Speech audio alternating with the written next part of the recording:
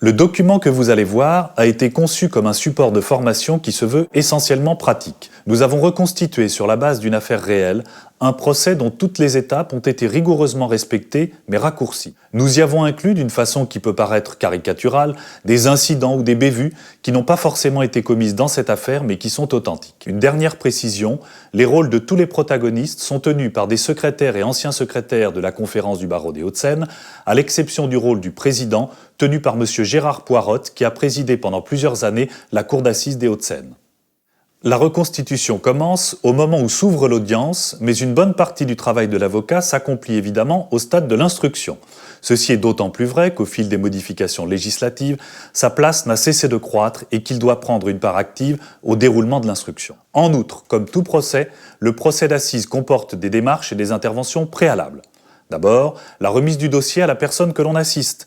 Il est essentiel que l'accusé, mais aussi bien la partie civile, connaisse intégralement son propre dossier. En règle générale, aux assises plus qu'ailleurs, l'accusé ne devrait pas, à l'audience, se trouver en contradiction avec ce qu'il a déclaré précédemment. En tout cas, pas involontairement, et sans être capable de l'expliquer. Il ne devrait pas non plus être surpris par des déclarations qu'on lui prête. Naturellement, l'avocat doit également posséder son dossier à fond et l'avoir préparé et éventuellement mis en forme. Notez qu'un dossier d'assises sera généralement complété à l'audience par un casier judiciaire à jour et un rapport sur le comportement en détention ou, soyons optimistes, le déroulement du contrôle judiciaire. Enfin, le cas échéant, l'avocat veillera aux mises en cause de la CPAM, du fonds de garantie si la commission d'indemnisation des victimes a octroyé une indemnité ou une provision, enfin d'une compagnie d'assurance ou d'un civilement responsable. Il doit aussi faire citer ses témoins, directement ou par l'intermédiaire du parquet. C'est en effet une des particularités de la procédure criminelle. Les parties peuvent demander au ministère public de faire citer jusqu'à 5 témoins dont ils doivent alors lui remettre la liste au moins 5 jours avant l'audience. Cette démarche revêt une importance particulière compte tenu du principe d'oralité des débats. Devant la cour d'assises, seul le président a pris connaissance du dossier. Les assesseurs et le jury se détermineront uniquement sur ce qui aura été dit à l'audience. Dans la pratique, le ministère public fait citer les témoins et les experts qu'il juge nécessaires et cette liste est signifiée à votre client. À vous de la compléter le cas échéant en faisant citer directement ou par l'intermédiaire du parquet les personnes dont la présence à l'audience vous semble nécessaire. Attention, n'attendez pas la signification qui intervient généralement très peu de temps avant l'audience. Faites une démarche auprès du greffe. Enfin, il est d'usage d'aller saluer le président ou se présenter à lui avant le début de l'audience. On saluera également l'avocat général qui, avec un peu de chance, sera déjà dans le bureau du président et les assesseurs.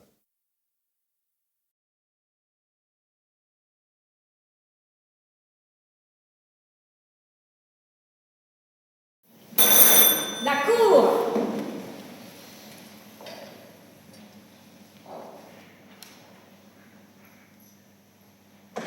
L'audience est ouverte, vous pouvez vous asseoir. Garde, faites entrer les accusés.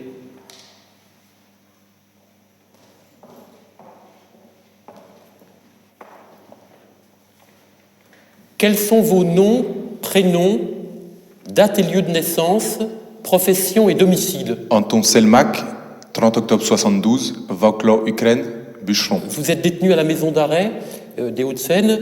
Vous serez assisté au cours des débats par maître Degoul. C'est ça. Dariusz Kowski, le 23 février 72, approach en Ukraine, sans profession. Et vous serez assisté au cours des débats par maître Puy-Bernot. Vous êtes également détenu à la maison d'arrêt des Hauts-de-Seine. Oui. Vous pouvez vous asseoir. Autre particularité des assises, l'assistance d'un défenseur est obligatoire. C'est par principe un avocat, mais en vertu d'une très ancienne disposition, le président peut autoriser un accusé, exceptionnellement, à être défendu par un parent ou un ami.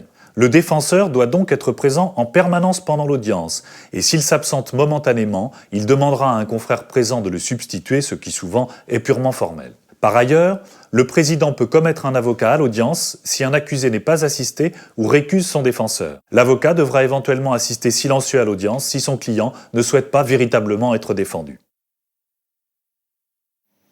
Madame le greffier, veuillez faire l'appel de mesdames et messieurs les jurés de session non dispensés, en commençant par les jurés titulaires. Monsieur René Cessieux. Monsieur Thierry Julien.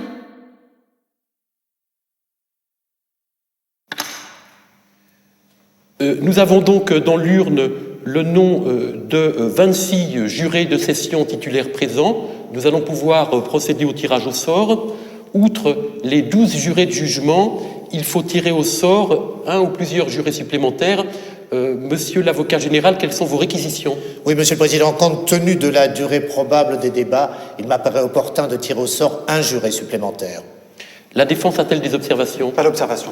Pas d'observation, Monsieur le Président. La Cour, après avoir entendu Monsieur l'avocat général en ses réquisitions, vu l'article 296 du Code de procédure pénale, ordonne qu'indépendamment des 12 jurés de jugement, il sera tiré au sort un juré supplémentaire qui assistera à tous les débats. Nous allons donc procéder au tirage au sort des 12 jurés de jugement et du juré supplémentaire.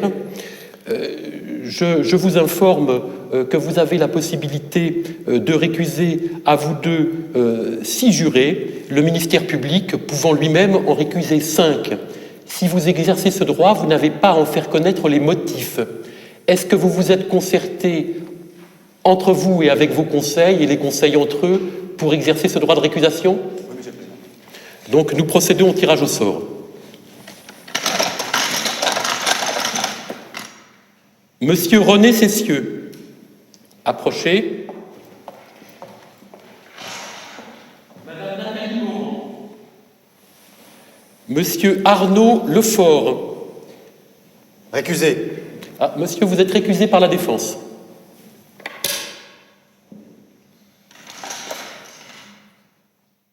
Madame Martine Moreau. Récusé. Vous êtes récusé par le ministère public, madame. Madame Rebecca Belk. Récusé. Maître, je vous indique que vous n'avez pas la possibilité de récuser. Ce droit n'appartient qu'au ministère public et à la défense. Votre récusation est donc non avenue. Approchez, madame, prenez place. Eh oui, la partie civile n'a pas de droit de récusation qui est réservé au ministère public et à la défense.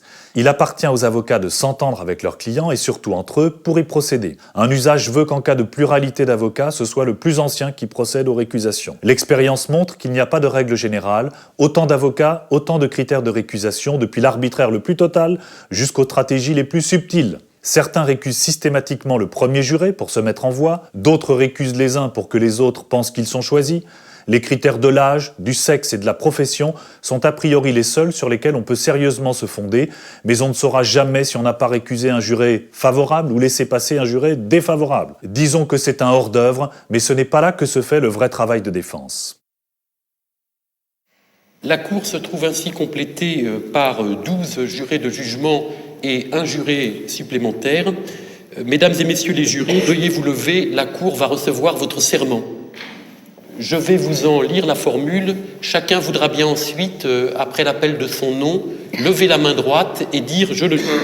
Vous jurez et promettez d'examiner avec l'attention la plus scrupuleuse les charges qui seront portées contre Anton Selmak et Dariusz Kowski, de ne trahir ni les intérêts des accusés, ni ceux de la société qui les accuse, ni ceux de la victime, de ne communiquer avec personne jusqu'après votre déclaration, de n'écouter ni la haine ou la méchanceté, ni la crainte ou l'affection, de vous rappeler que les accusés sont présumés innocents et que le doute doit leur profiter, de vous décider, d'après les charges et les moyens de défense, suivant votre conscience et votre intime conviction, avec l'impartialité et la fermeté qui conviennent à un homme ou à une femme probe et libre, et de conserver le secret des délibérations, même après la cessation de vos fonctions.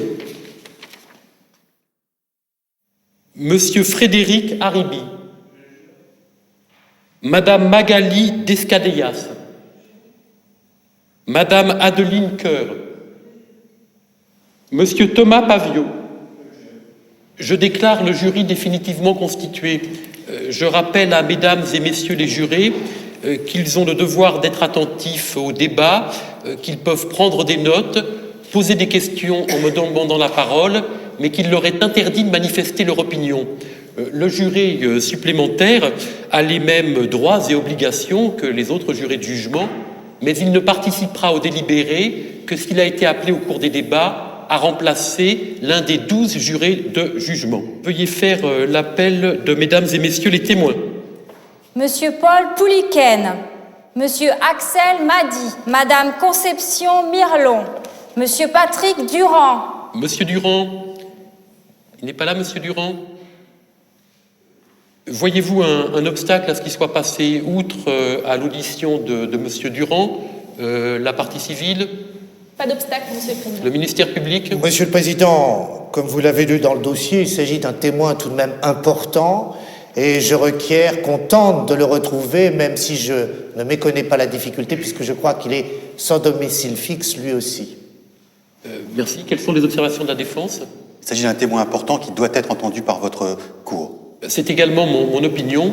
Nous allons donc faire des recherches en vue de retrouver Monsieur Durand et notamment dans les stations de métro où il a l'habitude de se rendre durant la journée. Madame le greffier, pourrez-vous prendre contact avec les services de police compétents pour que ce témoin soit recherché et conduit devant la cour Bien sûr. Merci. Monsieur Jean Gabert. Il n'y a donc pas d'autres témoins qui ont été cités ou dénoncés. Je crois que la défense souhaite l'audition d'une personne qui n'a pas été citée. Oui, parfaitement, Monsieur le Président. J'aurais souhaité, et mon confrère s'y associe, Madame Pirlot, qui est visiteuse de prison et qui a donc été en contact tant avec Monsieur Selma que Monsieur Kowski. Et l'enquête de personnalité étant mince du fait de leur origine étrangère, je pense qu'elle pourrait apporter un éclairage sur leur comportement, leur personnalité. Je crois qu'il serait de bonne justice qu'elle soit entendue pour éclairer les débats. Madame Pirlot est présente aujourd'hui? Elle est présente dans la salle d'audience? Oui? Bien. Monsieur le Président. Oui, monsieur l'avocat général? Oui, j'ai beaucoup de respect pour la fonction de visiteur de prison, mais la Cour appréciera, mais je ne crois pas particulièrement utile à la manifestation de la vérité que le témoin soit entendu. Quant à la personnalité, nous entendrons les experts, qui eux aussi ont visité les accusés en prison. Je pense qu'il est nécessaire d'entendre cette personne. Par conséquent, elle le sera en vertu de mon pouvoir discrétionnaire à titre de renseignement. Les témoins n'ont pas la possibilité d'assister au débat avant d'avoir déposé. Ils vont donc être conduits dans la salle qui leur est réservée. J'indique aux témoins qu'ils n'ont pas la possibilité de parler entre eux de l'affaire pour laquelle ils sont appelés à déposer. Donc, Madame l'huissier, veuillez conduire les témoins dans la salle qui leur est réservée.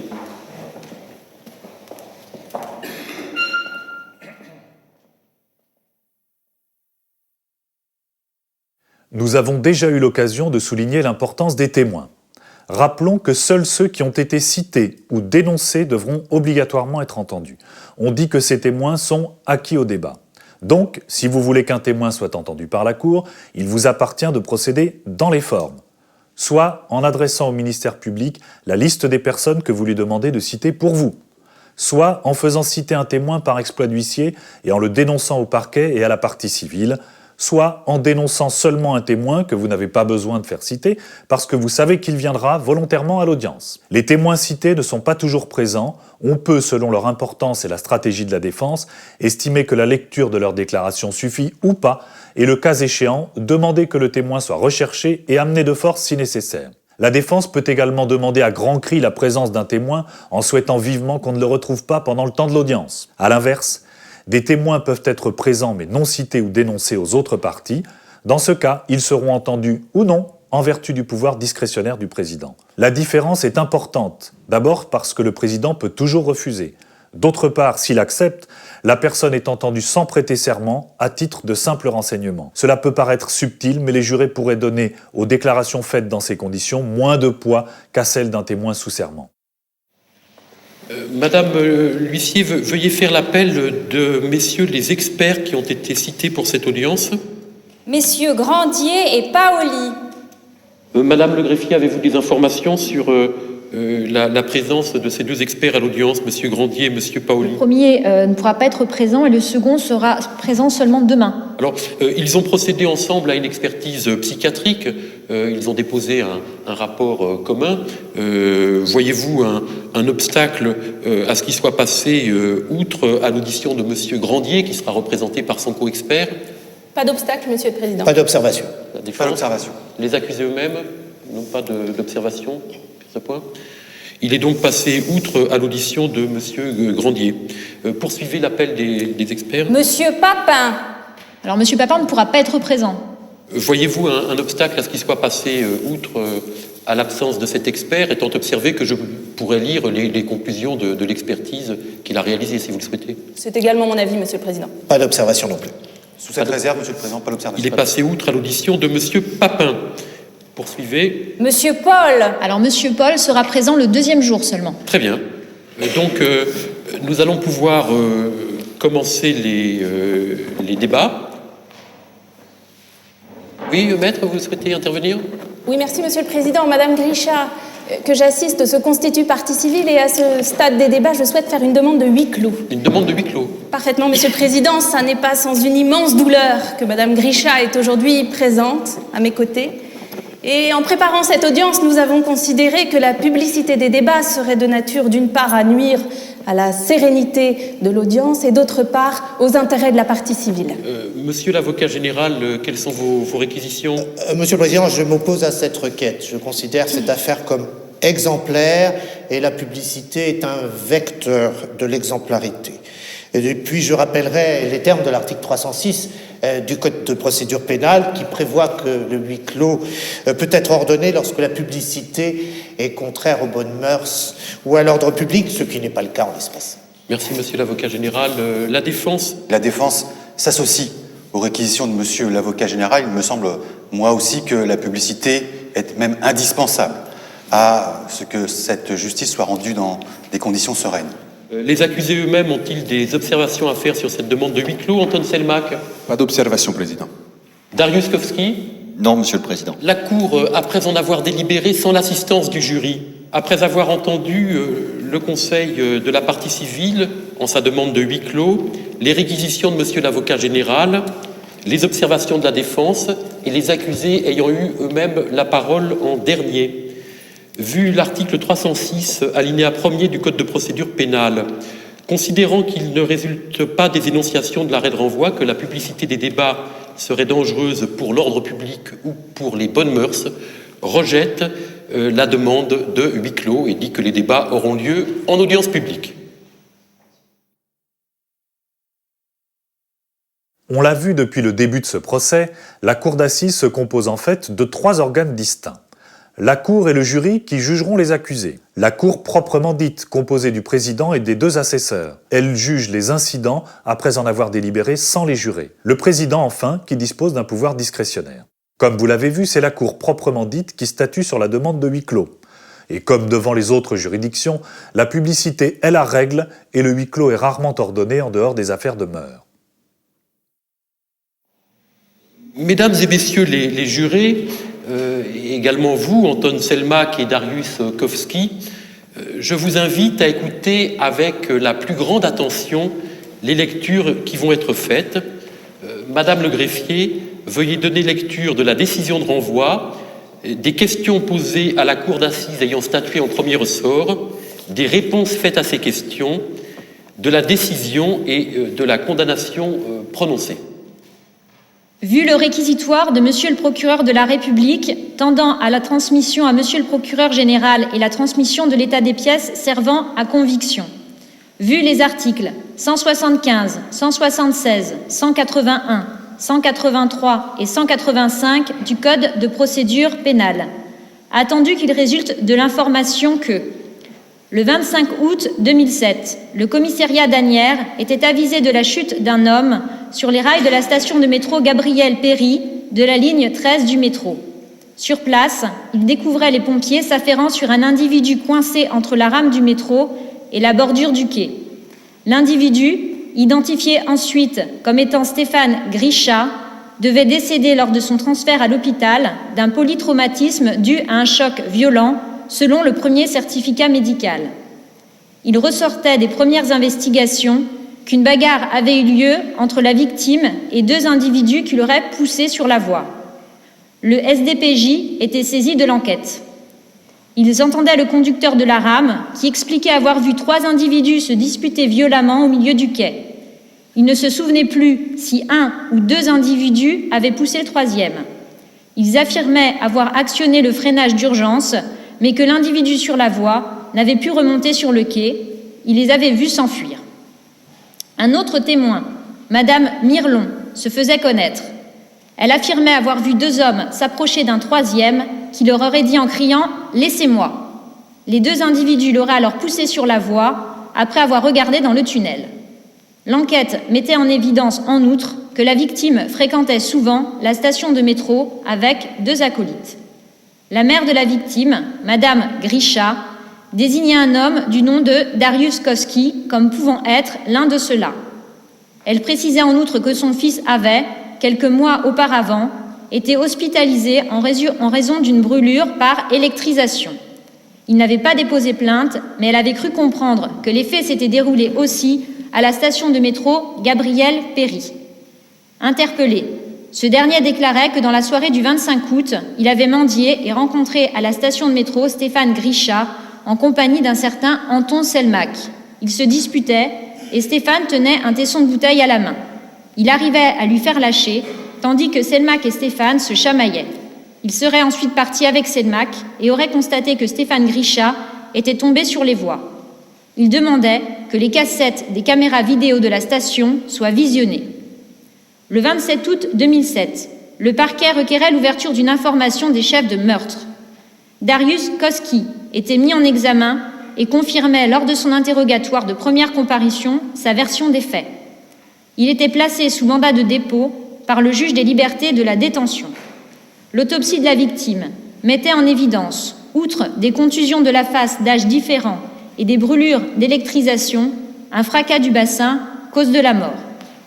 Le rapport toxicologique révélait une forte présence d'alcool dans son sang, 2,93 grammes par litre.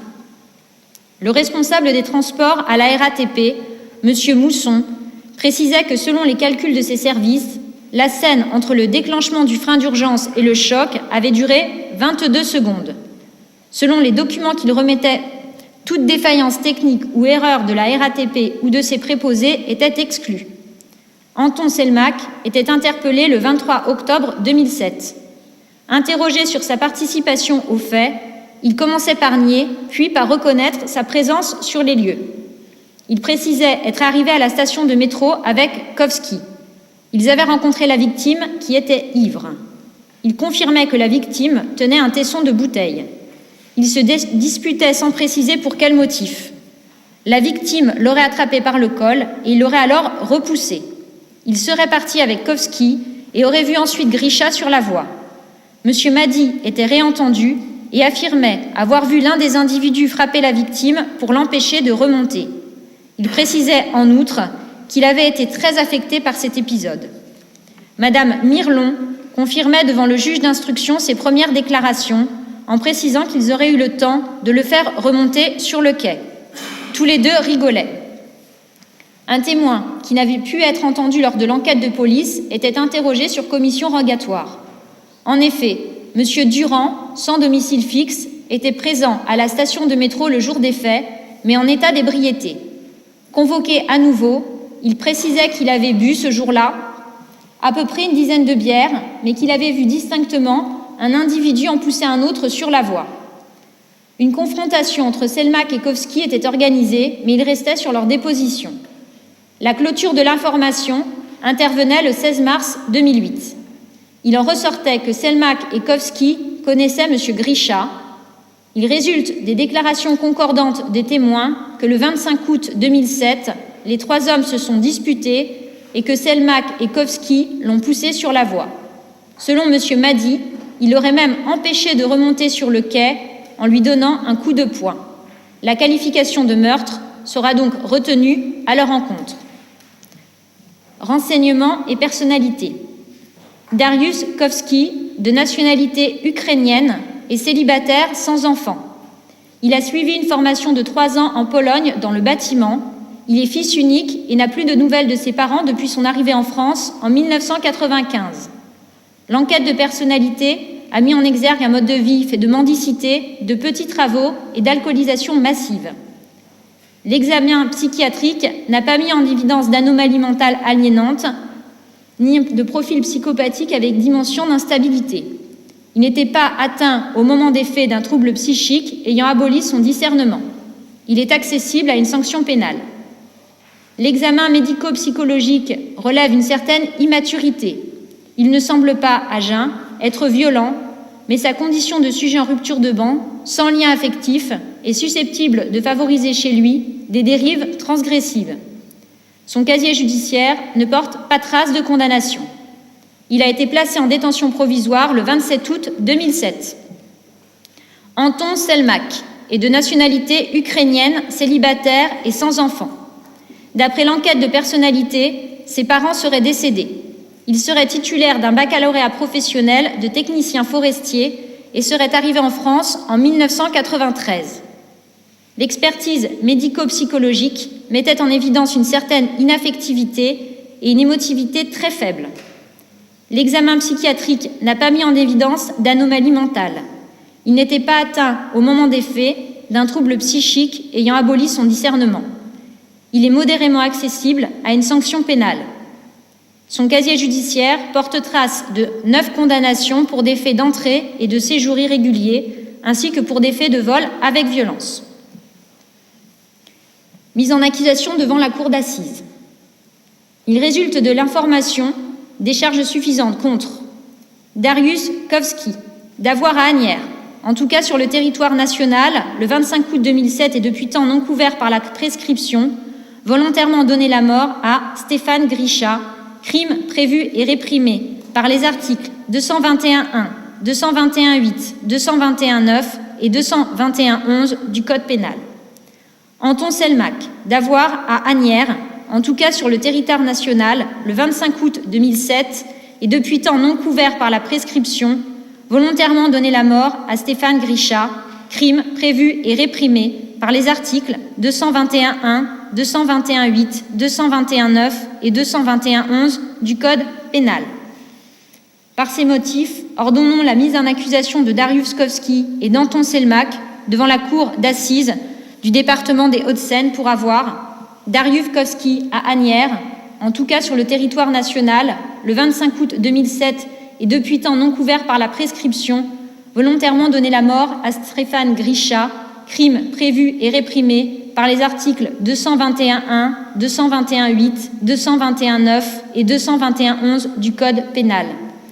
Anton Selmak à Asnières, en tout cas sur le territoire national, le 25 août 2007 et depuis temps non couvert par la prescription, volontairement donné la mort à Stéphane Grisha, crime prévu et réprimé par les articles 221.1, 221.8, 221.9 et 221.11 du Code pénal.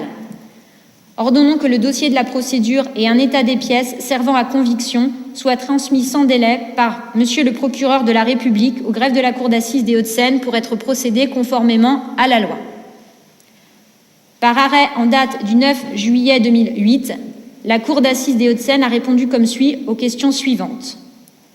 L'accusé Kowski est-il coupable d'avoir donné à Asnières, le 25 août 2007, volontairement la mort à Stéphane Grisha? Oui, à la majorité de 8 voix au moins. L'accusé Selmak est-il coupable d'avoir donné à Asnières, le 25 août 2007, volontairement la mort à Stéphane Grisha? Oui, à la majorité de 8 voix au moins. Merci Madame le greffier. J'indique que chacun des accusés a été condamné à la peine de 10 années de réclusion criminelle. Les accusés ont fait appel de cet arrêt. Le ministère public a interjeté appel incident. Anton Selmak et Dariusz Kowski, vous êtes donc accusés de meurtre.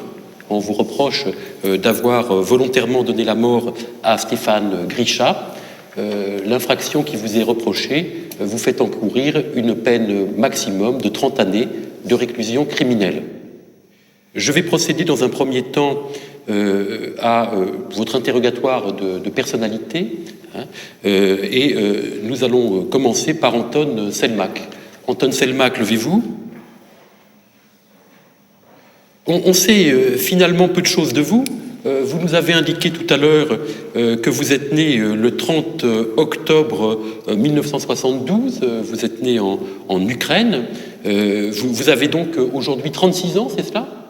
C'est ça, Monsieur le Président. Dans quelle partie de l'Ukraine êtes-vous né? Wrocław, Monsieur le Président. Oui. À l'ouest. À l'ouest de l'Ukraine. Et lorsque vous êtes né, l'Ukraine faisait partie de l'Union soviétique. C'est ça, Monsieur le Président. Quelle est votre nationalité aujourd'hui? Ukrainien. Que pouvez-vous nous dire de vos parents? Ils sont décédés aujourd'hui? Ils sont décédés il y a 18 années. Oui. En Ukraine. En Ukraine. Je n'ai plus de famille en Ukraine. Est-ce que vous avez des frères et sœurs? Non, j'ai pas de frères, pas de sœurs. Pas de sœurs, vous êtes fils unique. Alors, quelles étaient vos conditions matérielles d'existence? L'Ukraine, c'est très pauvre. Par rapport au reste de la population, quel était le niveau de vie de votre famille? Mon père était mineur. Il gagnait bien sa vie, correctement sa vie? Je peux pas dire, pas vraiment. C'était pas très, très riche. Vous avez suivi des études jusqu'à quel âge? Jusqu'à l'âge de 17 ans. Oui. De technicien forestier, bûcheron. Technicien. Donc vous avez suivi un cursus classique à l'école primaire, ce qu'on appelle l'école primaire chez nous. Et puis ensuite, vous êtes entré plutôt dans une école professionnelle? Ou est-ce que vous avez suivi des cours au lycée? C'est une sorte de lycée agricole en France, vous dites? Un lycée agricole. Est-ce que vous avez exercé cet emploi? J'ai exercé un peu en Ukraine, oui. Et ça vous plaisait? Oui, c'était très bien, mais c'était très difficile. Et vous gagnez bien votre vie lorsque vous travaillez? Non, c'était très, très difficile. Très difficile. Alors qu'est-ce que vous avez fait comme métier ensuite? Ensuite, je viens régulièrement en France pour travailler. Alors quand êtes-vous venu pour la première fois en France? Je crois 93, 95 par là. Donc vous aviez entre 20 et 25 ans, quoi, en gros. Pourquoi est-ce que vous êtes venu en France? Parce que c'était trop difficile l'Ukraine, et puis après les parents sont morts, j'avais plus personne. Le reste de ma famille, et j'ai un grand-oncle à New York, aux États-Unis. Donc j'avais personne en Ukraine après le décès de mes parents. Et quelqu'un vous avait dit que la vie serait plus facile en France? Oui, c'est connu que la vie est plus facile ici. Hein. On peut travailler plus facilement, gagner euros. Alors, vous avez fait plusieurs allers-retours entre la France et l'Ukraine, si j'ai bien compris. Oui, je reste disons par exemple 6 mois en France pour travailler, et après je reviens en Ukraine. Et en travaillant 6 mois, vous aviez de quoi vivre pendant les 6 mois suivants en Ukraine? Oui, ça suffit même pour donner aussi... Alors quel genre d'emploi avez-vous exercé en France? Je fais dans le bâtiment, de l'électricité, les carreaux, les murs, je déménage aussi, je porte des caisses. Tout ce qu'on vous proposait? Oui. Mais est-ce que vous aviez un titre qui vous autorisait d'abord à séjourner en France et puis ensuite à y travailler? J'ai fait demande d'asile politique, mais j'ai pas eu asile politique. Alors après, j'ai travaillé à droite, à gauche. Mais vous étiez déclaré? Non, Vous n'avez jamais été déclaré? Non. Et quand êtes-vous revenu pour la dernière fois de l'Ukraine? Je pense que c'est pour Noël 2006, je crois. Oui, fin d'année 2006. Donc, la fin de l'année, oui. En gros, 8-9 mois avant les faits qui vous sont reprochés. Oui, c'est ça à peu près. D'accord. Peut-être novembre, mais je ne sais pas. Et est-ce que vous avez travaillé entre janvier 2007 et août 2007? Qu'est-ce que vous faisiez? Comment est-ce que vous gagnez votre vie au moment des faits qui vous sont reprochés? Mais quand je peux, je travaille. Comme je vous ai dit, dans le bâtiment, faire des maisons ou des choses comme ça. Et sinon, je fais la mendicité dans le métro. Du point de vue de votre vie personnelle, est-ce que vous vous êtes marié? Est-ce que vous avez vécu maritalement?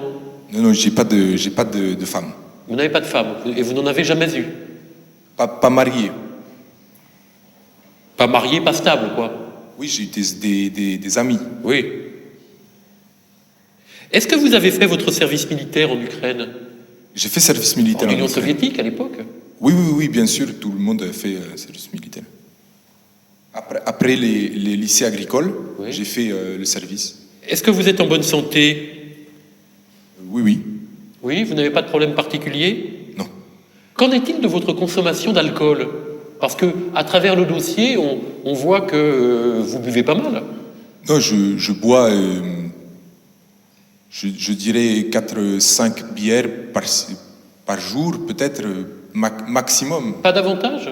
Ça arrive que je prenne plus 4-5 bières, peut-être 10 bières parfois quand on fait des fêtes ou des choses comme ça. Et malgré tout, votre santé est bonne? Oui, je suis, comment dire, robuste. Est-ce que vous avez déjà fait usage de produits stupéfiants? Du cannabis, de l'héroïne? Non, jamais. Jamais? Non. Alors, vous avez déjà été condamné. Il y a des condamnations à votre casier judiciaire. Au départ, le juge d'instruction, d'après les renseignements qu'il avait obtenus, lorsqu'il vous recherchait sous une autre identité que la vôtre, du Lugos Darius. Vous avez reconnu qu'en fait, toutes les condamnations qui étaient inscrites au casier judiciaire de cette personne vous étaient applicables. Pourquoi est-ce que vous avez fait usage d'un faux nom? C'est dans la rue, il est de l'usage d'avoir une autre identité. C'est comme ça, Dans la rue, oui, mais vis-à-vis des services de police et des juges. C'est comme ça qu'on me connaît, c'est une sorte de surnom, si vous préférez. Mais j'ai reconnu que Duclos, c'était moi. Oui, tout à fait. Alors, la première condamnation est prononcée le 25 mai 1993 par le tribunal correctionnel de Paris. Vous êtes condamné à 4 mois d'emprisonnement pour vol et entrée et séjour irrégulier d'un étranger en France. Vous êtes condamné à donc 4 mois d'emprisonnement et interdiction du territoire français pendant 3 ans également. 1996, tribunal de Paris, entrée irrégulière en France, 4 mois d'emprisonnement, interdiction du territoire français pendant 10 ans. 2000, tribunal de Nanterre, vol, entrée irrégulière, après interdiction, 4 mois d'emprisonnement, interdiction du territoire français pendant 10 ans. Ça fait quand même beaucoup, non? Pour 2000, c'était pas moi. C'est pas vous? Non. Vous nous avez dit tout à l'heure que toutes les condamnations qui étaient inscrites au casier judiciaire de Dugos vous étaient applicables. Non, j'ai bien été jugé, mais c'était pas. Ah, voilà, c'est ça. Vous avez été jugé, mais vous n'étiez pas coupable. Au moins de l'infraction à la législation sur les étrangers, vous étiez coupable. Oui, bien sûr, Monsieur le Président. Mais apparemment, quand on vous condamne à des interdictions du territoire français, ça vous fait ni chaud ni froid. Je viens pas en France pour faire des bêtises ou pour embêter les gens. Je viens juste travailler. Alors, vous êtes maintenant détenu. La maison d'arrêt nous a adressé une synthèse vous concernant. Les indications fournies sur votre biographie recoupent celles que vous nous avez données tout à l'heure. On indique que vous ne posez absolument aucun problème en détention. Est-ce que vous êtes suivi sur le plan psychologique à la maison d'arrêt? Non. Non? On vous l'a proposé? Oui, mais j'ai pas vu le psychologue. Alors les conclusions de ce rapport de synthèse, c'est que vous ne posez strictement aucun problème en détention et que vous faites assez peu appel au service social. Non, je fais comme on dit en maison d'arrêt, je fais le canard. Je fais rien. D'accord. Bien. Monsieur l'avocat général, avez-vous des questions à poser à l'accusé sur sa personnalité? Oui, merci, Monsieur le Président. Je voudrais revenir sur votre formation. C'est bien, vous avez un bac professionnel, vous avez exercé l'activité de technicien forestier, apparemment bûcheron. Je voudrais savoir si en France, à part le carrelage et la peinture, Vous avez essayé de mettre à profit vos connaissances de technicien forestier? C'est pas facile en France pour faire bûcheron, Monsieur le Président, surtout à Paris. C'est pas évident. Il y a quand même des forêts en France. Et votre situation, est-ce que vous avez essayé de la régulariser? Vous avez parlé d'asile politique, d'accord, mais il y a d'autres moyens également de régulariser une situation. Est-ce que vous avez fait des démarches? Comme j'ai dit, j'ai fait OFPRA en 93, je crois, 93-95.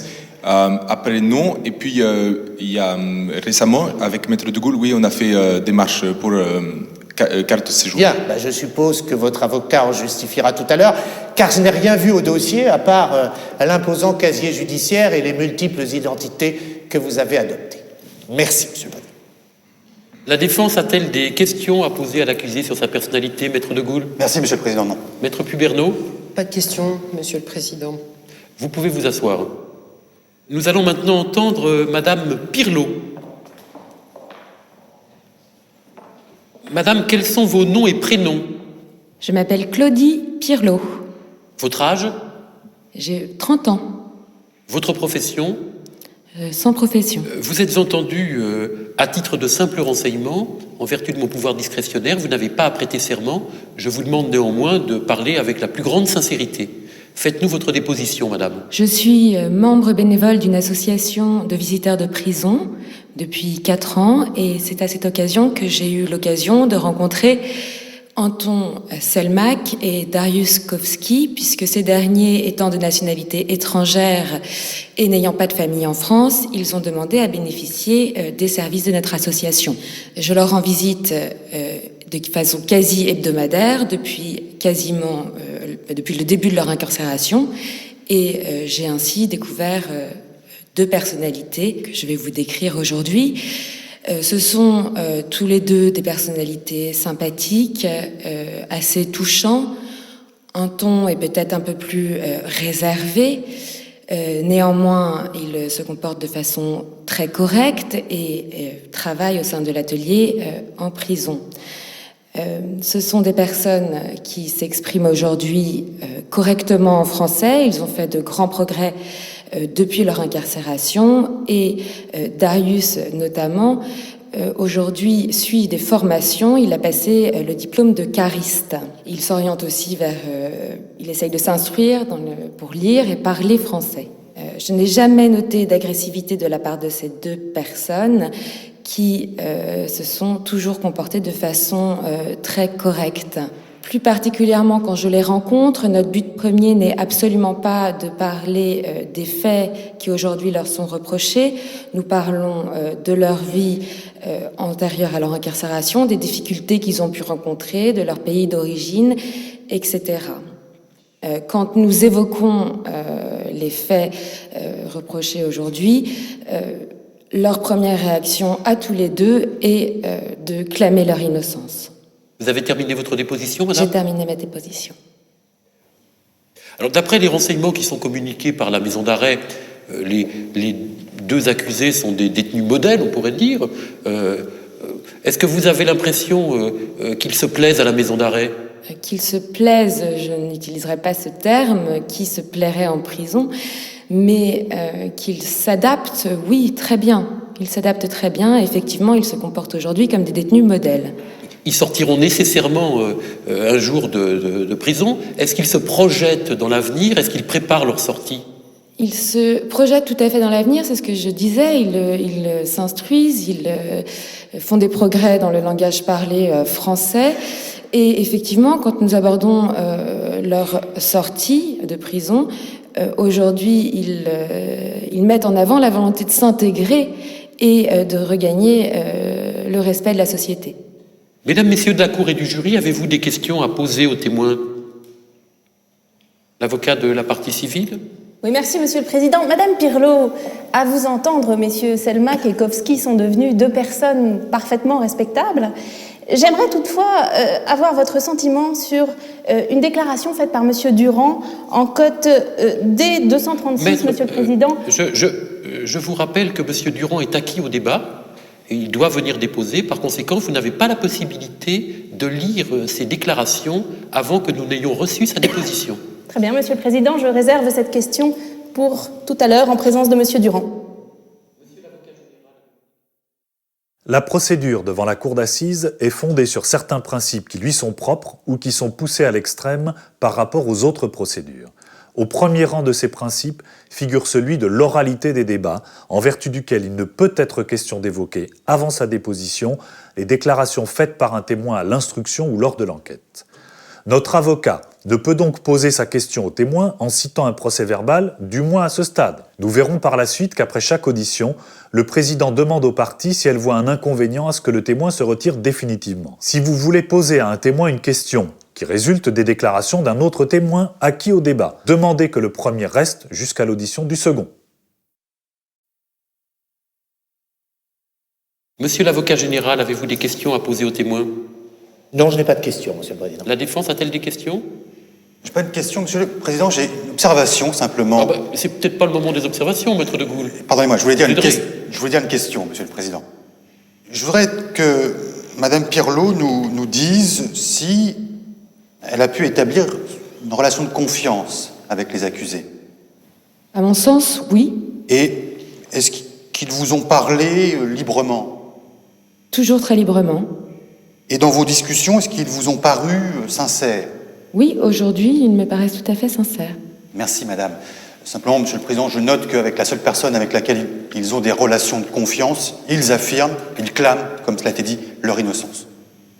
Je ne suis pas persuadé que ce soit un visiteur de prison que l'on avoue sa culpabilité. Et d'ailleurs, si tel avait été le cas, je ne pense pas que la défense aurait invité le témoin à cette barre. La procédure est ainsi faite que pendant le déroulement des débats, les avocats peuvent seulement poser des questions et non formuler des observations. Dans la pratique, ce n'est pas tout à fait impossible.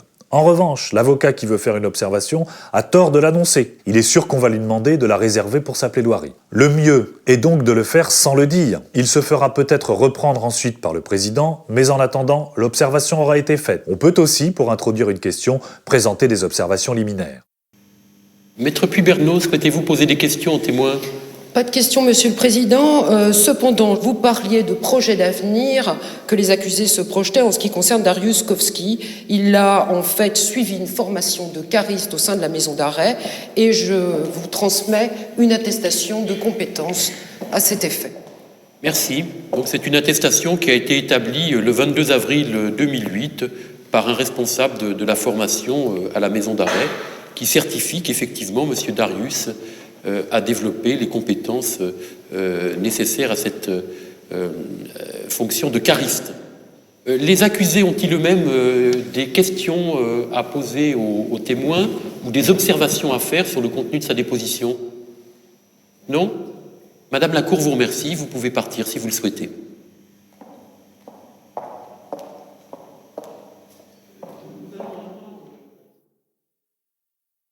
Le principe du contradictoire, applicable dans toutes les procédures, a également une valeur particulière dans le procès d'assises. On ne dépose pas de dossier de plaidoirie.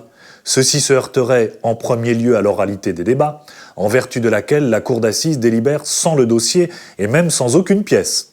Les jurés ont le droit, au plus, d'emporter en délibéré leurs propres notes. En second lieu, tout élément dont l'avocat veut faire état doit être soumis à discussion et en conséquence, toute pièce dont il veut faire usage, même sur la personnalité, doit être versée au débat avant leur clôture et le principe de l'oralité veut qu'elle soit lue ou que sa teneur soit portée à la connaissance de la Cour et du jury.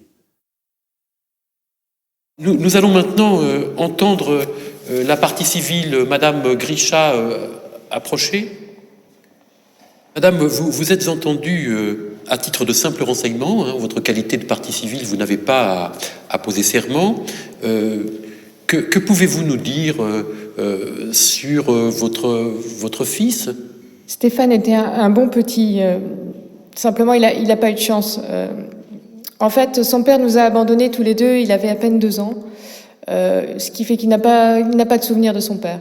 C'est moi qui l'ai élevé toute seule, tout en travaillant, mais c'était pas facile. En fait, Stéphane était assez dissipé. À l'école, c'était une véritable catastrophe. J'essayais de le raisonner, j'ai essayé de le gronder, de lui dire que c'était important de faire des études. Mais bon, il a enchaîné formation professionnelle sur formation professionnelle, sans jamais aller jusqu'au bout, sans décrocher le moindre diplôme. Alors à 18 ans, il s'est engagé dans l'armée pour 5 ans. Là, j'ai été soulagée. Je me suis dit qu'il allait enfin filer droit, il allait avoir une situation, un métier. Et puis, 5 ans après, il est revenu à la maison, sans un sou en poche, sans un diplôme. Il s'est inscrit au chômage et en plus, il buvait. Je pense même qu'il avait commencé à l'armée et c'est peut-être la raison pour laquelle ils ne l'ont pas gardé.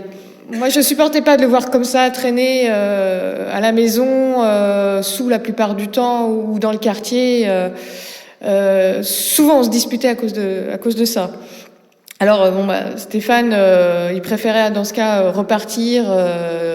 Pendant plusieurs jours, j'avais aucune nouvelle de lui. Et puis, quand il avait faim, quand il avait plus d'argent, il revenait. Alors là, j'essayais de savoir ce qu'il faisait, où est-ce qu'il allait, et qui est-ce qu'il rencontrait, mais il restait toujours très vague, en fait. Une fois ou deux, il m'a quand même parlé d'un certain Kovski. C'est pour ça que quand la police est venue m'interroger après la mort de Stéphane, j'aurais parlé de ce monsieur. Et puis une fois aussi, j'ai vu qu'il avait été blessé. Alors j'ai essayé de savoir ce qui lui était arrivé. À force de lui poser des questions, il a fini par me raconter qu'il était tombé au milieu de la voie du métro, à la station Gabriel Péri, je crois aussi. Qu'il avait été électrocuté, mais j'ai pas pu en savoir plus, en fait. Monsieur le Président, c'est vrai qu'avec la vie qu'il menait, une vie pareille, j'étais certaine qu'un jour ou l'autre, un malheur arriverait. Mais que voulez-vous dire par là, exactement, un malheur? C'est-à-dire que quand on traîne dans les rues avec n'importe qui, quand on boit toute la journée, il est certain qu'on finit par prendre des risques. Donc finalement, vous n'avez pas pu en savoir plus sur les circonstances dans lesquelles il avait été poussé une première fois sur les voies du métro?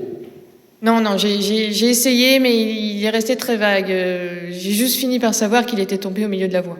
Vous avait-il dit, juste avant son décès, qu'il se sentait menacé, que des gens lui en voulaient? Apparemment, il avait souvent des disputes. Ce que je pressentais, c'était un milieu un peu dur et que souvent il se disputait, mais je ne saurais en dire plus. Il me citait très peu de noms et je ne connaissais pas ces gens. Mesdames, Messieurs de la Cour et du jury, avez-vous des questions à poser à la partie civile? Maître? Monsieur le Président, Madame Grisha, si vous ne deviez conserver qu'un seul souvenir de votre fils, lequel garderiez-vous? Ça serait peut-être un soir peu avant sa mort. C'est d'ailleurs la dernière fois que je l'ai vu vivant. Il était passé à la maison, il allait bien. On a d'ailleurs passé une bonne soirée. Et puis, il n'a pas voulu rester, il est reparti. Alors, à travers les rideaux du salon, je l'ai vu, je l'ai regardé traverser la route et il avait l'air heureux, il dansait. Deuxième question, Madame Grisha, considérez-vous que votre fils était violent? Non, impulsif, mais pas violent. Pourtant, madame, il faut bien que les choses soient dites, votre fils avait été condamné à plusieurs reprises. 1996, violence suivie d'incapacité n'excédant pas 8 jours, à une peine d'1 mois d'emprisonnement, ultérieurement révoquée. 1997, menace de crime contre les personnes sous condition, 6 mois d'emprisonnement avec sursis et mise à l'épreuve. 23 février 2000, dégradation d'un bien appartenant à autrui. Vous aviez connaissance de ces condamnations? Non, je me doutais que parfois il avait des rencontres avec la police et quelques problèmes, mais il restait toujours très discret et il n'en parlait jamais. Et comme il était parfois plusieurs jours à s'absenter, je ne savais pas du tout où il allait et ce qu'il faisait. Voici un exemple de mauvaise préparation du dossier ou du client par l'avocat. Au lieu de prévoir la difficulté en préparant sa cliente, il donne des bâtons pour la faire battre en lui posant sa question. L'effet produit par la question sera, au final, diamétralement opposé à l'effet attendu. Ajoutons qu'en règle générale, l'avocat interroge peu la partie qu'il assiste. En effet, à tort ou à raison, on pourrait penser que la question et la réponse ont été préparées et le résultat paraîtrait un peu cousu de fil blanc. Monsieur l'avocat général, avez-vous des questions? Je n'ai pas de questions, Monsieur le Président. La défense? Pas de questions, Monsieur le Pas Président. de question, Monsieur le Président. Les accusés eux-mêmes ont-ils des observations à faire sur cette déposition? Madame, la Cour vous remercie, vous pouvez regagner votre place. Alors, je vais faire circuler parmi les membres de la Cour et du jury un procès-verbal d'audition de Madame Grisha devant le juge d'instruction. À la dernière page de ce procès-verbal se trouve agrafée une photographie de Stéphane Grisha. Nous allons maintenant procéder à l'interrogatoire des accusés sur les faits qui leur sont reprochés. Est-ce que vous vous connaissiez l'un et l'autre avant la soirée du 25 août 2007 Moi, je connaissais Darius depuis peut-être 2 ou 3 ans. Mais bien, c'était un ami? Non, on s'est vu quelques fois. C'était quelqu'un que je connaissais de la communauté ukrainienne. Mais est-ce que vous vous fréquentiez? Est-ce que vous vous voyez souvent? Non, peut-être 4 ou 5 fois, je pense. 4 ou 5 fois seulement. C'est exact, Darius Kovski? Oui, on se voyait un petit peu dans la rue. Pourtant, vous avez déjà été condamné dans le passé pour un vol commis ensemble? Oui, mais moi j'étais innocent, en fait. Vous étiez innocent? Oui. C'est pas ce qu'a retenu la justice. Et est-ce que vous connaissiez Stéphane Grisha? On se connaissait parce qu'on était autour de Gabriel Péry. Et vous, Anton Selmak, est-ce que vous connaissiez Stéphane Grisha? Oui, je connaissais, comme l'a dit Darius, par la rue, par Gabriel Péry, peut-être quelques fois aussi, mais je l'avais déjà vu, mais je n'étais pas un ami. Est-ce qu'un contentieux vous opposait à lui? Est-ce que vous aviez des raisons de lui en vouloir, ou lui de vous en vouloir? Moi, non. En tout cas, lui, je ne sais pas, mais moi, je connaissais, on n'avait pas de conflit. Et vous, Darius Kovski? Moi, pareil, j'avais pas de problème. Mais pourtant, vous avez parlé d'une tentative de racket. Un jour, vous étiez en train de mendier et il était venu vous demander de lui remettre votre recette. Je me souviens plus trop bien de ça, Monsieur le Président. Pourtant, vous vous en souveniez lorsque vous avez été entendu par le juge d'instruction. Venons-en maintenant à la soirée du 25 août 2007. Darius Kovski, c'est vous qui avez rencontré Stéphane Grisha d'abord? Non, en fait, moi, quand je suis arrivé à Gabriel Péry, il y avait Anton et Stéphane. À quel endroit étaient-ils dans le métro exactement? Ils étaient à l'entrée, pas encore sur les quais, un peu plus au-dessus. Un peu plus haut, mais ils avaient passé les barrières de contrôle? Et c'était juste après quand on passe les barrières. Que faisaient-ils? Est-ce qu'ils discutaient calmement ou est-ce qu'ils étaient en train de se disputer, de se battre? Non, ils se battaient pas. En fait, Stéphane, il était bourré et il avait un tesson de bouteille à la main. Il était énervé, moi je sais pas pourquoi il était énervé. Et Anton, il est venu voir Stéphane, juste pour voir, comme ça, pourquoi il était énervé. Vu que moi je connais un tout petit peu mieux Stéphane, je voulais savoir ce qui s'est passé et pour voir ce qu'on pouvait faire. Vous êtes d'accord, Anton Selmak, avec ce que vient de déclarer Darius Kovski? Oui, en fait, quand je suis arrivé, moi, Gabriel Péry, devant le guichet, il y avait M. Grisha, Stéphane, et il a commencé à crier parce qu'il avait un problème avec des Ukrainiens, disait-il. Mais moi, je ne parle pas très bien le français. Alors, après, Darius est arrivé et j'ai demandé à Darius de m'expliquer pourquoi Stéphane était en colère, parce que je ne savais pas pourquoi. Et alors? Et alors, Darius et Stéphane ont passé le portique, je les ai suivis. Stéphane avait le tesson de bouteille à la main, il me l'avait mis sur le cou.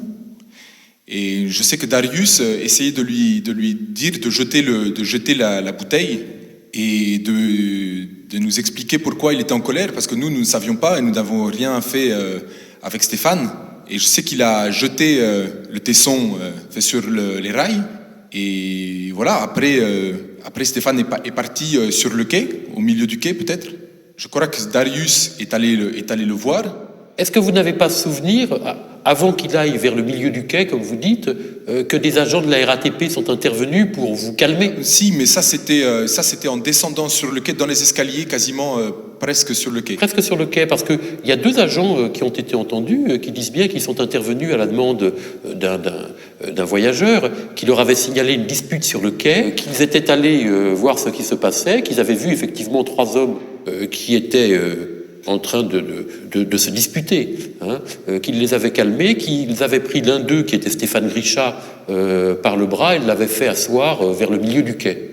Et puis ensuite, ils étaient allés fermer certaines portes de la station. Oui, je ne me rappelle pas précisément le moment où les agents sont venus, mais c'est vrai que c'était vraiment...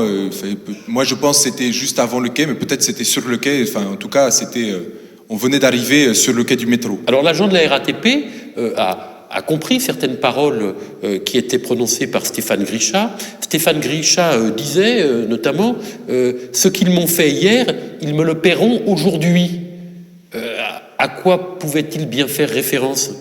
Moi, je ne sais pas, Monsieur le Président. Comme je vous dis, il nous disait qu'il avait des problèmes avec les Ukrainiens, mais pas avec nous, Ukrainiens, mais il ne nous a pas dit que c'était avec nous. Enfin, du moins, j'ai pas compris ça. Oui. Enfin, je précise pour l'information de la Cour et du jury que le 20 août, donc très peu de temps avant son décès, Stéphane Grisha s'était présenté au commissariat de police pour faire une déclaration en main courante et il disait s'être bagarré la veille avec des SDF qui l'avaient blessé. Vous étiez au courant de cela? Non, j'étais pas au courant, mais... Alors, Dariusz Kowski, donc à un moment donné, Stéphane Grisha est assis sur le banc, et puis vous décidez d'aller vers lui.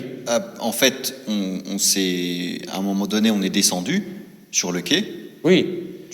Moi, je n'avais pas de problème, ni avec Anton, ni avec Stéphane. Et quand j'ai vu qu'il était énervé, après, moi, je suis parti. En fait, quand il y a eu l'accident, moi, j'étais en train de partir. Oui, mais vous n'êtes pas allé vers lui à un moment donné, juste avant sa chute sur la voie ferrée? Non, on est descendu sur le quai. Et après, moi, j'ai Anton Selmak, alors que s'est-il passé? Stéphane Grisha était assis sur un banc. C'est là que l'avait placé l'agent de la RATP. Que se passe-t-il après? Oui, après, moi, j'ai vu Dariusz aller vers Stéphane. Et j'ai vu que Stéphane était encore énervé, il s'est levé, il était encore énervé. Alors moi, je savais pas exactement s'il avait la bouteille ou pas, s'il avait déjà jeté. Et tout ce que je sais, c'est qu'il est lui revenu vers Dariusz. Et c'est là, moi, je me suis rapproché parce que j'avais peur qu'il tape Dariusz ou quelque chose comme ça. Stéphane était très énervé. Vous ne gardez aucun souvenir de cela, Dariusz Kowski? Il était énervé, mais pas contre moi. Oui, mais vous vous êtes bien rapproché de lui quand il était assis. Vous l'avez déclaré au cours de l'instruction. Oui, mais rapproché. Enfin, on s'est pas battus. Je n'ai pas dit cela. Mais vous vous êtes approché de lui. Vous aviez dit que, en fait, vous vouliez savoir quelles étaient les raisons de cette dispute. Pourquoi est-ce qu'il en voulait aux Ukrainiens? Oui, c'est pour ça que je suis venu. À un moment donné, vous étiez tous les deux près de lui, à proximité de la voie ferrée? On était au milieu du quai. Oui. Est-ce qu'il y a eu une bousculade à ce moment-là? En fait, Stéphane, il a pris Anton à un moment donné. Et Anton, il a mis son bras pour enlever le bras de Stéphane. Mais après, moi, je sais pas j'ai pas vu le pousser ou j'ai pas vu quand il est tombé. Parce que moi, je partais à ce moment-là. Mais vous l'avez vu sur la voie au moment où vous partiez? Quand il y a eu l'accident, je me suis retourné et j'ai vu qu'il était coincé. Quelle est votre version, Anton Selmak? Oui, c'est vrai. Quand on était sur le quai, au milieu du quai, c'est-à-dire à peut-être 3 mètres, 4 mètres, je ne sais pas, du bord. Et là, Stéphane m'a attrapé par le cou, par le col. Et moi, j'ai tapé sur le bras pour me dégager, mais je l'ai pas poussé sur la voie.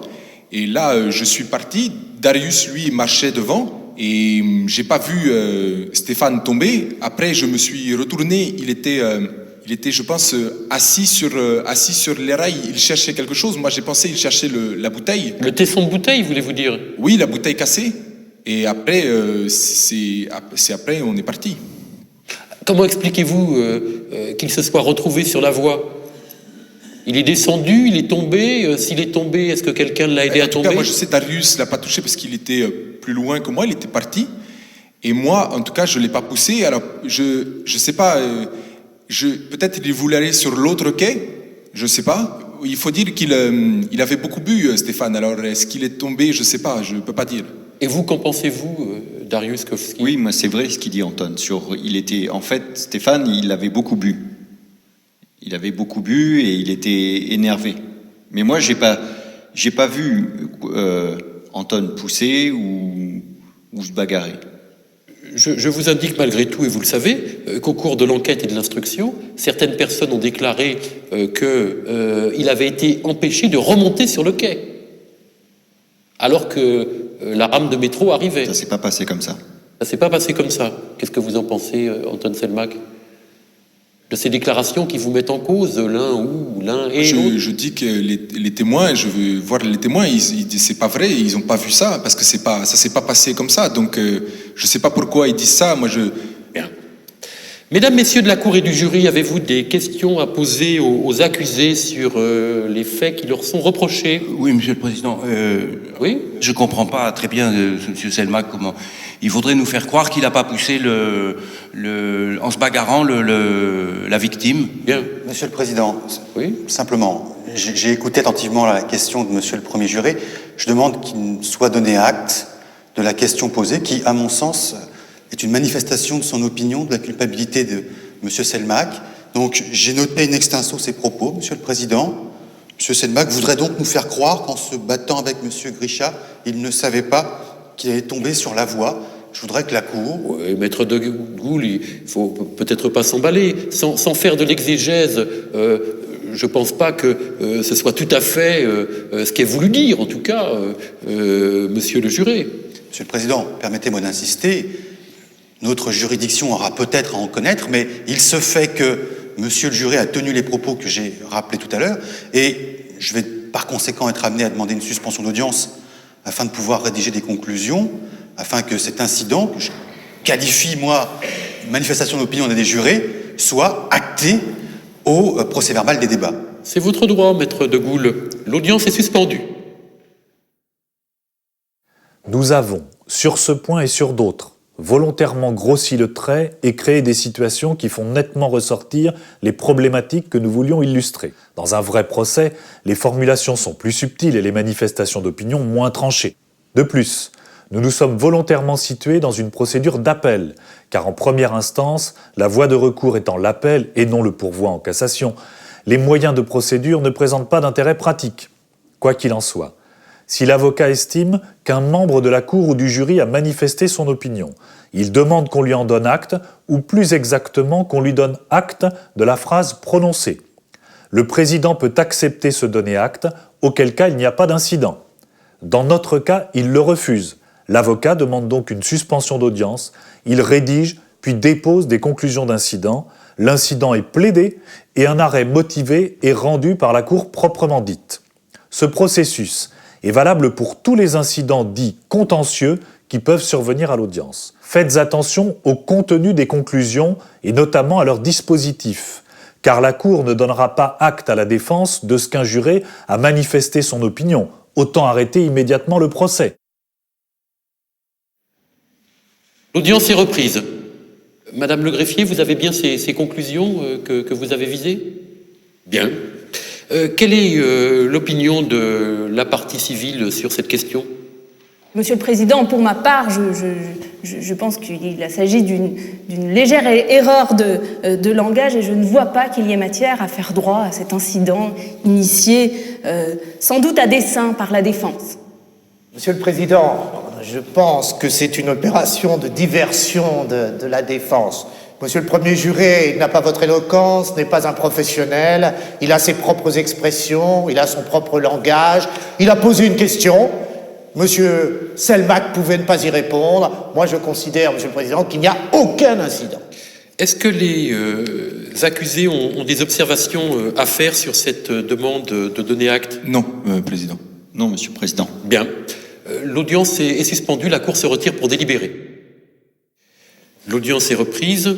La Cour, après en avoir délibéré, sans l'assistance du jury, donne acte à la défense, et en particulier à l'accusé d'Anton Selmak, de ce que Monsieur le Premier juré a déclaré en posant une question à Monsieur Selmak. Monsieur Selmak voudrait donc nous faire croire qu'en se battant avec M. Grisha, il ne savait pas qu'il allait le faire tomber sur la voie. Cet arrêt incident de donner acte sera inséré au procès-verbal des débats. Y a-t-il d'autres questions, mesdames et messieurs les jurés? La partie civile, monsieur l'avocat général, la défense a-t-elle des questions à poser aux accusés? Merci, Monsieur le Président. Les accusés eux-mêmes ont-ils des observations à faire? Oui, Monsieur le Président. Oui. Moi, j'ai demandé qu'on voit les caméras sur le quai. Oui, mais on vous a expliqué plusieurs fois au cours de l'instruction, le juge d'instruction a fait vérifier ce point, qu'il y avait bien des caméras, mais que ces caméras n'étaient pas dotées d'un dispositif d'enregistrement. Par conséquent, les images ne peuvent plus être vues. Nous allons maintenant entendre Monsieur Pouliken. Madame l'huissier, veuillez faire entrer ce témoin.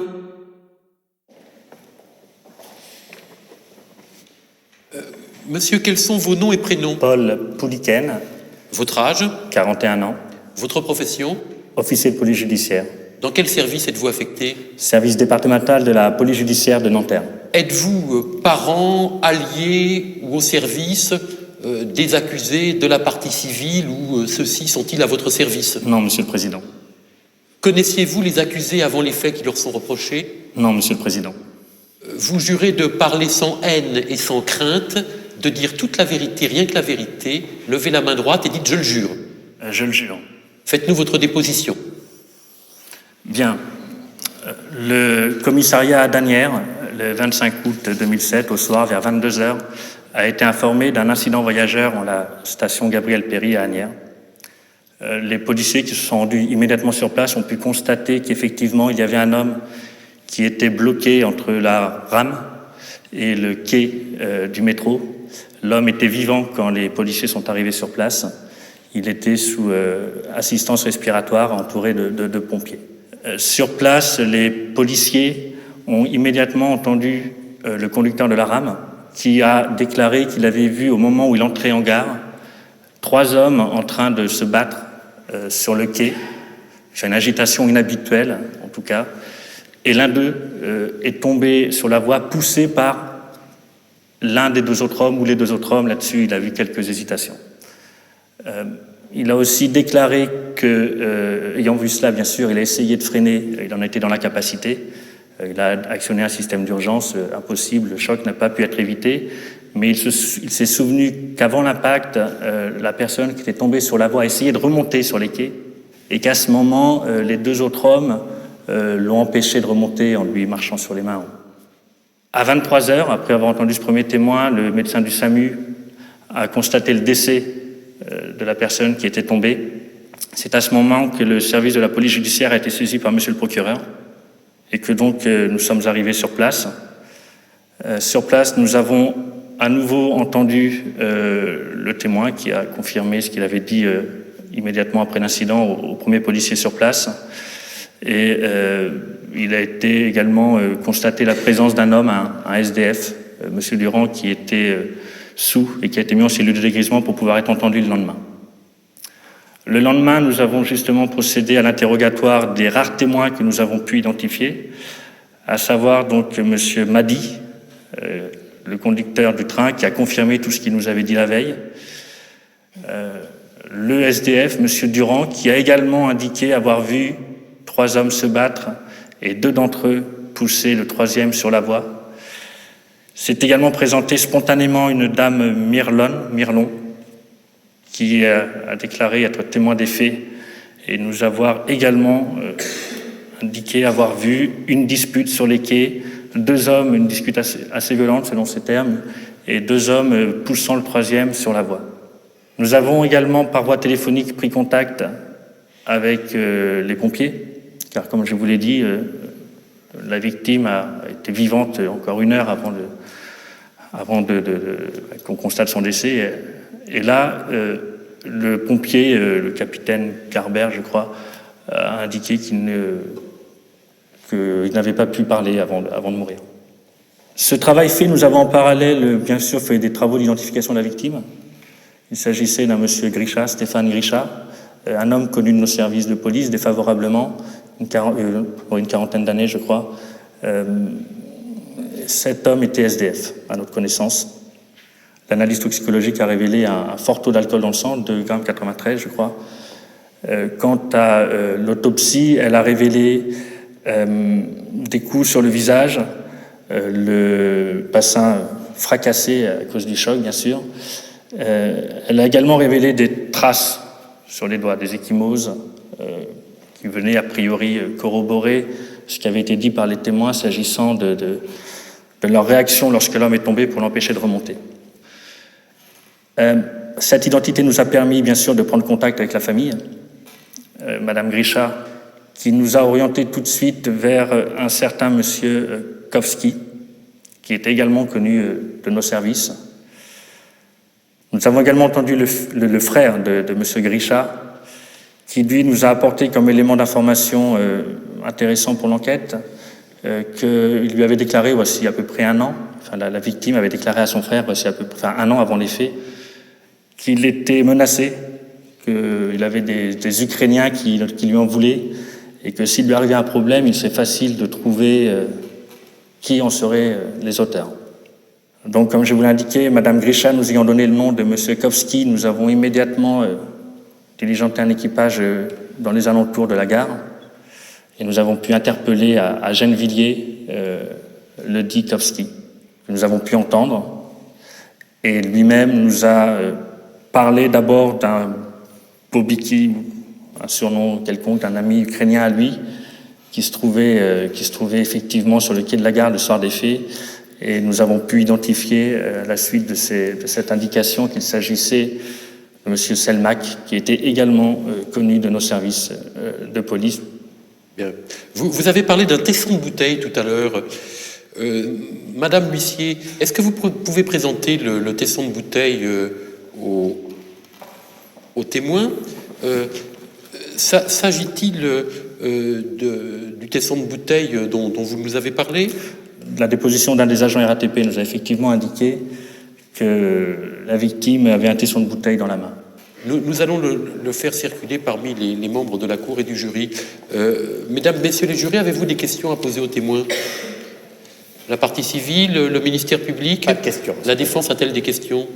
Monsieur le Président, confirmez-vous, monsieur, que Kowski a été interpellé par vos soins sans difficulté le lendemain des faits et à proximité de la station de métro? Parfaitement. Je vous remercie, monsieur. Les accusés ont-ils des observations à faire sur ce témoignage? Voyez-vous un obstacle à ce que le témoin puisse se retirer définitivement s'il le souhaite? Pas de problème. Monsieur la Cour vous remercie, vous pouvez partir. L'audience est suspendue.